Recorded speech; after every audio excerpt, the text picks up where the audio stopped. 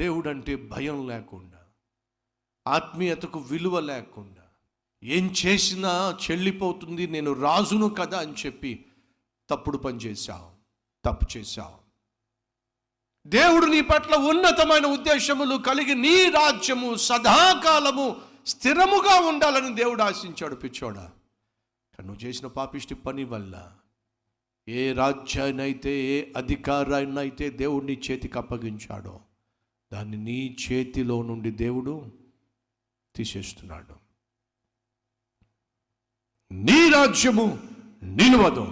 యెహోవా తన చిత్తానుసారమైన మనస్సు గల ఒక్కనిని కనుగొని ఉన్నాడో, నీకు ఆజ్ఞాపించిన దానిని నీవు గై కొనకపోతివి గనుక యెహోవా తన జనుల మీద అతనిని అధిపతిగా నియమించును. నువ్వు తప్పిపోయావు,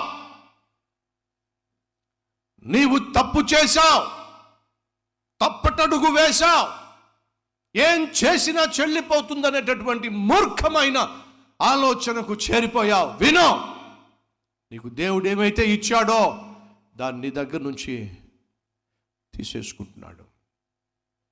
సహోదరి సహోదరులు, దేవుడు సౌలును అభిషేకించాడు. ఎప్పుడో తెలుసా? తన తండ్రి గాడిదలు తప్పిపోయినాయి. గాడిదలు తప్పిపోతే, గాడిదలు కనిపించకుండా తప్పిపోతే గాడిదలను వెతుక్కుంటూ వెళ్తున్నాడు సౌలు. అటువంటి సమయంలో దేవుడు సమూయేలుతో చెప్పాడు, నా ప్రజలను పరిపాలించడానికి నేను ఒకరిని నీ దగ్గరకు తీసుకొస్తున్నాను, అతన్ని దేశానికి రాజుగా అభిషేకించు. గురి గమ్యము లేనటువంటి సౌలును దేవుడు కనికరించి హెచ్చించి రాజుగా చేస్తే ఎంత దీనత్వం కలిగి, ఎంత ఆత్మీయత కలిగి దేవునికి లోబడాలో ఒక్కసారి ఆలోచించండి.